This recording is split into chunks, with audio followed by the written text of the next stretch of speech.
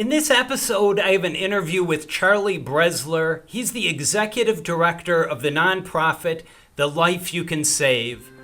This is All in One with Bill Holiday. We discuss financial planning issues, investing, taxes, estate planning, insurance, retirement planning. And I am doing a series of interviews about effective altruism and utilitarianism.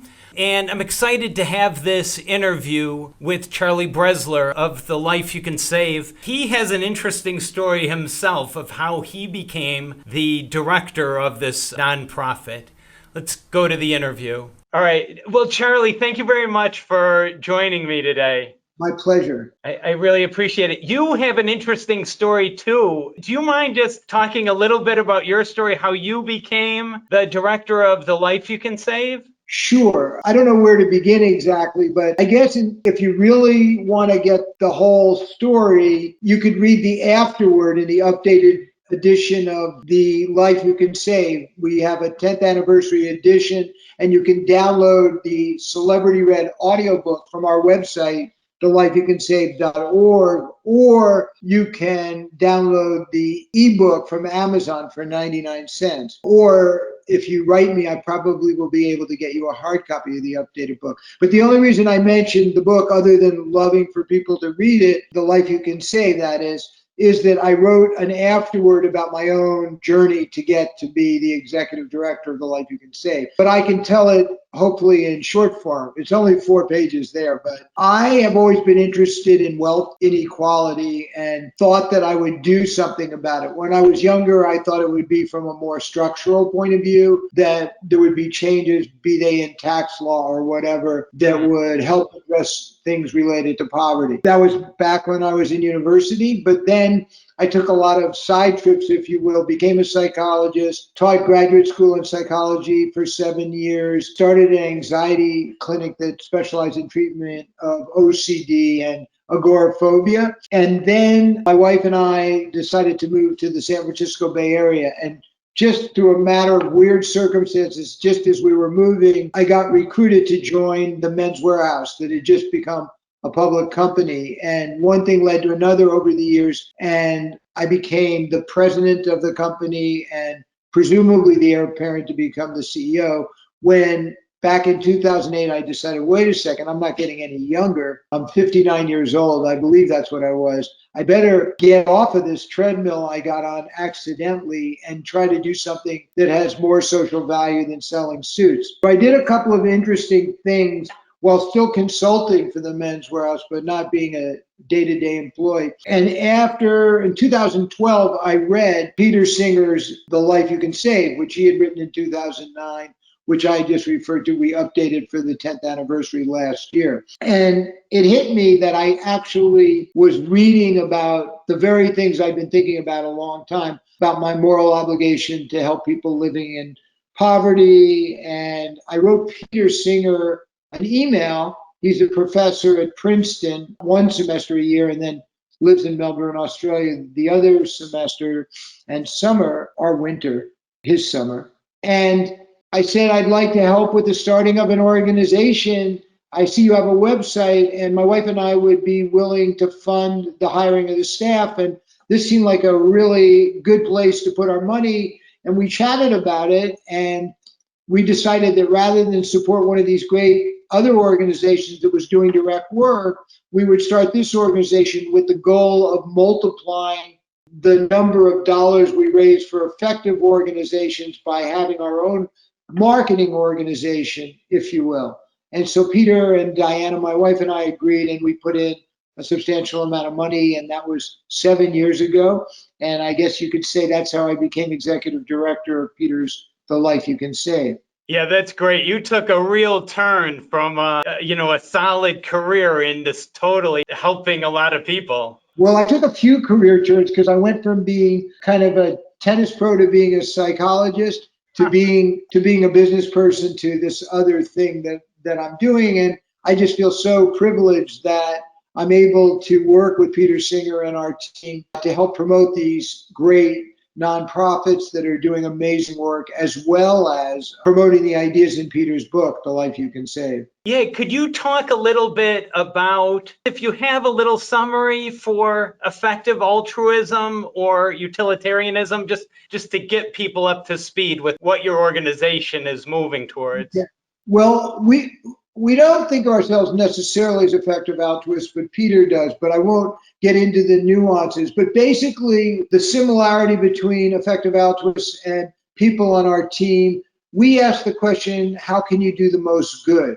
And we feel a sense of obligation to use our personal and financial resources to do things that we think are highly effective. So we answer the question, how to do the most good, by curating nonprofits that have a really, really effective, high impact work on people living in extreme poverty. These nonprofits empower livelihoods, they save lives, many of them, and they reduce suffering among this group of people. There are about 734 million people in the world that live on less than $1.90 a day US, which means that if they were in the US, it would be $1.90 and they'd be trying to live on that.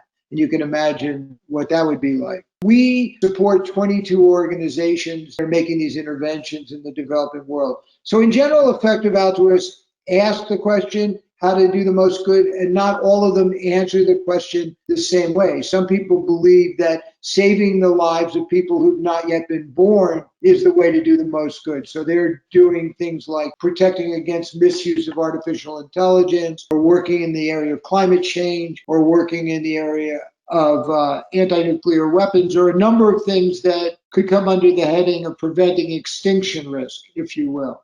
But we believe that we have evidence that you can save lives very, very inexpensively in the developing world. And that's the reason that I got excited about doing this work. That's great. And could you describe a little about what your organization's doing? So you're screening nonprofits looking for some data-based, evidence-based, efficient, and, well-executed organizations. And then Are Right. you looking for funds as well? So yes, so we curate these organizations. We don't do the primary research.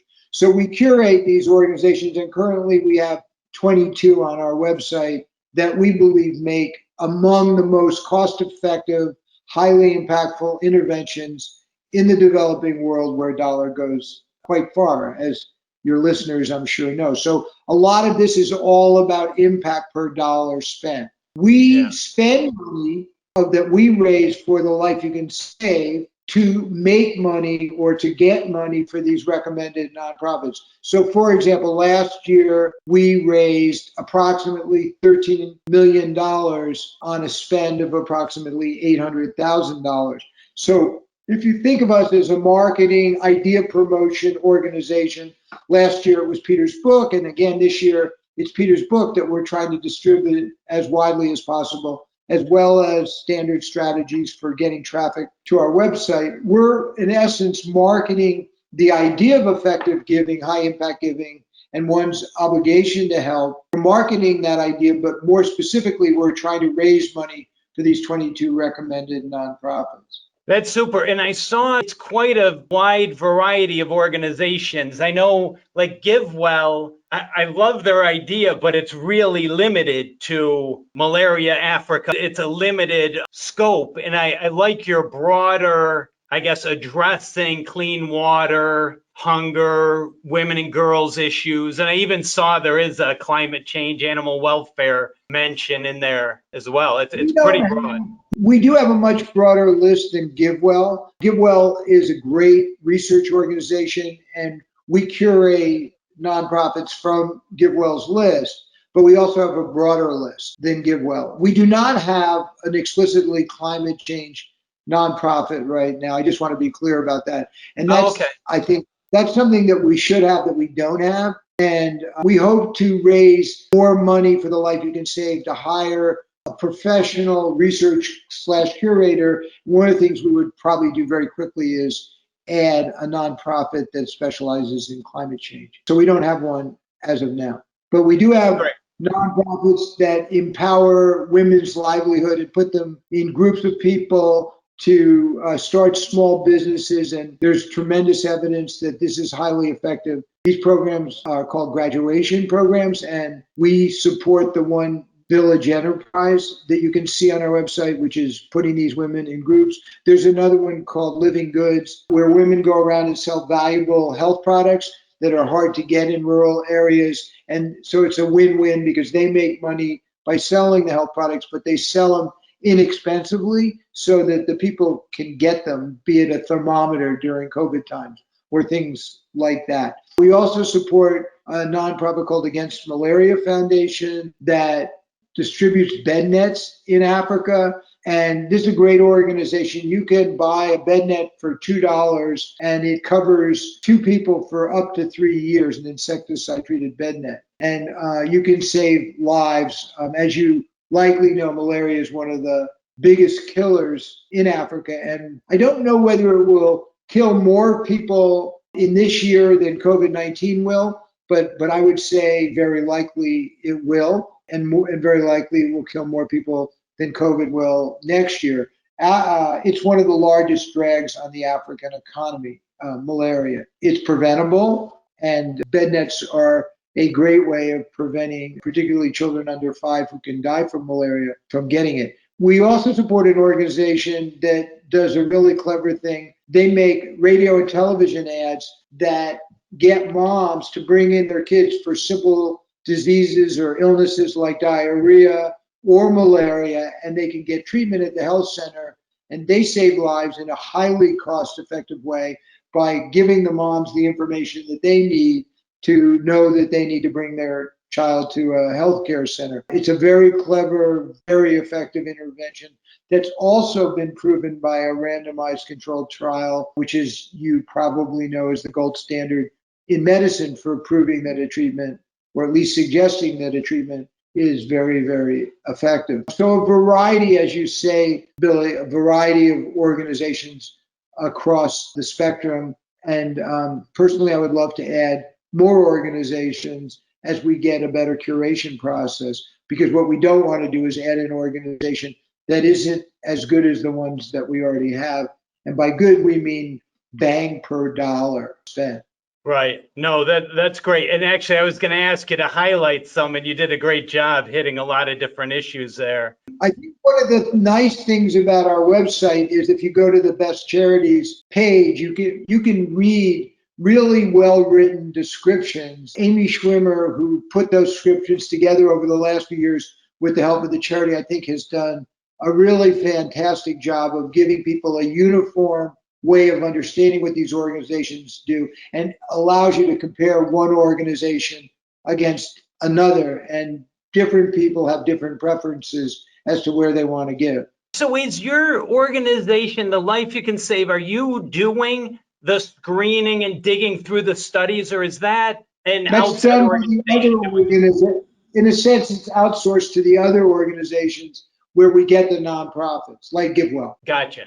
Okay, that makes sense. Your staff and yourself are more, you have the screened list of effective organizations, and you're raising funds for it. That's right. We're raising funds for those 22 organizations. And we're also looking for people that see the value of the impact of donating to the Life You Can Save itself, as my wife and I have done. Interestingly enough, even though our goal is to support the ideas in Peter's book of effective giving and these 22 nonprofits, we've given, I guess it's almost 25% of our net worth now to the Life You Can Save itself, because we raise many dollars for every dollar we spend. So we really like that leverage. And for a financial audience like the one that I'm talking to, they probably can really appreciate the value of that kind of leverage. Our organizations that we're supporting are already highly effective, and now we're talking about getting some additional leverage. That's fabulous. Yeah, I saw on the website it was saying if you give $1 to the Life You Can Save, they go out and raise $13. So you're multiplying your impact to efficient organizations that are already, measuring their impact. And if we got to a point where we had no room for more funding, then obviously we wouldn't be fundraising for the Life You Can Save anymore. But we believe that we could increase our budget, probably more than double our budget, definitely more than double our budget on an operating basis each year and still create that kind of leverage. I mean, we just had our retreat and we were going over our numbers just the other day. And as of now, we're up in donations quite a lot because of the launch of the book and people reading the book. And we have a really nice increase going on for money we're raising for our recommended nonprofits. That's great. And when you mentioned that there's randomized, studies with control groups, is that a requirement of these organizations, or that's just a pretty prevalent standard? It's a prevalent standard for when it can be done. It's very expensive to do randomized controlled trials. Like you interviewed IPA, Innovations for Poverty Action. They do randomized controlled trials and they do them very well, but it's not always appropriate. For example, let's just say a fistula surgery is being performed. You don't really need a randomized controlled trial to show the positive effects of performing an obstetric fistula surgery, which restores a woman's life back to her. What you probably need to show in that case is that this surgery would not be performed if the donor didn't give $450 to perform the surgery. So you really want to show that the surgery, if I give the money, I'm going to have a surgery performed that otherwise wouldn't be performed. But the efficacy of the surgery is well documented, and so you don't need a randomized controlled trial. Yeah, no, that makes a lot of sense. And I know, I mean, I was inspired too listening to Peter Singer's TED Talk and some of his interviews just about the sacrifice or the amount a lot of people are giving. It's really inspiring. I imagine there's a lot of flexible ways people can give to make it easy for people. Yeah, I mean, people can give from their donor advised funds, people can give stock. We've gotten one piece of real estate that people donated, which I have to say took a little while to sell and was a bit challenging because we're not in the real estate business. But we can get bank transfers or checks, or people can just donate if there's smaller donations on our website with a credit card. But yeah, there are people that are doing amazing amount of sacrifice, if you will, of luxury in order to be able to help people living in extreme poverty through these effective charities, and basically asking themselves, is what I'm about to spend the money on more important than reducing somebody else's suffering effectively or even saving their lives? I had this video that I did. I was in Los Angeles filming a whole series of videos, and I had the thought on the way down there that it's really great that I'm not a particularly brave person, but I can save lives almost from the comfort of my own living room, if you will. Right. If you go to our website, the homepage, somewhere down in the middle of the homepage is you see this bravery video. But the idea is that you can save more lives than Superman, or you can save more lives than Batman, or more lives than these amazingly brave people that hid Jews from the Nazis or sacrificed themselves in these wars for their comrades, dragging them from the field of battle. If you're not a particularly brave person like myself, but you're willing to make some material sacrifices, and for some people it's not even that big a sacrifice, you can actually save a lot of lives and reduce a lot of suffering. And as I say on the video, I really love it. Fortunately, a coward like me can still do a lot of good. Yeah, that's great. No, that's super. So people can donate to the Lives You Can Save organization. They can also donate to your donation fund, and then your organization spreads it out amongst the organizations that you've identified. So, for example, if you send a check for $1,000, you can designate that you want it to go to X number of charities and name those charities, or you can say, I'd like this to be used by the Life You Can Save itself to help multiply the number of dollars by supporting the Life You Can Save's operations. In general, we've had the Life You Can Save supported to do this work by relatively large donors, because we don't generally advertise or make a big deal about giving the Life You Can Save ourselves, because our main mission is to give to these recommended nonprofits. Gotcha. Yeah. To distribute Peter's book, which we think will inspire people like we've been inspired. I agree. No, it's a great story and a great idea to be real efficient with the impact you can have. You probably won't want to change your giving habits overnight to just these nonprofits. But if you think of it as diversification, the way you would diversify your investment portfolio, I think that you can start to diversify by helping people living in extreme poverty in addition or instead of doing some of what you're currently doing. It doesn't mean you have to abandon what you're currently doing to help people in extreme poverty. You can begin to explore that through a diversification strategy. No, I agree. There's a lot of extreme examples of people making a huge sacrifice, and it has to be whatever's comfortable for each person, wherever they're at with this process. Yeah, but we do encourage people to push themselves a little bit, since we're all trained to be a little bit more materialistic than maybe is healthy for either the planet or for other people. So one can begin to question. You can go to our website and you can take a pledge to give away a certain percentage of your income every year based upon our suggestions, or come up with your own amount. It's a matter of beginning to get your feet wet for those people that are just beginning down the road of thinking about how to invest their money more effectively. People do more investigation of where they're going to eat dinner and what restaurant to go to pre-COVID, or where they want to take their holiday, than they do where they're going to give away all of their philanthropy each year. Very small percentage of people actually do significant research into where to give their money. Oh, that's interesting. Yeah, I believe it. So to find out more information and to get in touch with The Life You Can Save, best just to go right to the website? I think it's really good to go to the website and spend some time exploring. There's a lot of content on the website. For people that want a more personal contact, they can get in touch with me directly at my email, which is Charlie, CHARLIE, at thelifeyoucansave.org, one word. And then the other thing is we encourage people to download the book, either the audiobook, which was read by Paul Simon, Stephen Fry, Kristen Bell, and several others. People each read a chapter, or you can download the ebook. So you can go to our website and get the download, or you can go to Amazon and download the ebook for 99 cents. That's great. That's a great way to get people started. I really appreciate your time, Charlie. Anything else you want to add?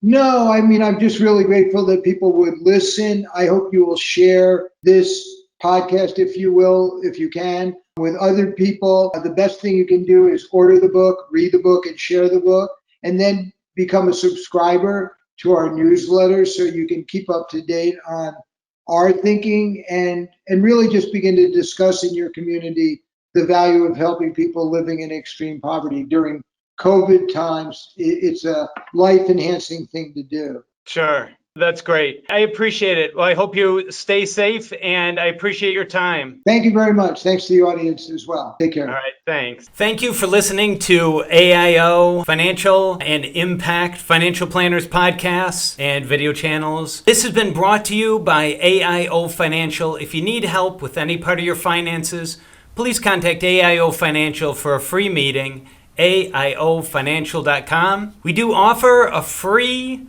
Sustainable Responsible Impact Investing ebook that you can get at impactfinancialplanners.com/SRI ebook. I appreciate any comments, questions, suggestions that you have. You can comment where you find this, our video, our podcast, blog, or you can find our contact information on our website, AIOfinancial.com. And if you do like these videos, podcasts, this information, please subscribe to our channel, leave a rating, share, comment. It all helps so that other people can discover this. All right, I hope you are staying well, and again, thanks a lot.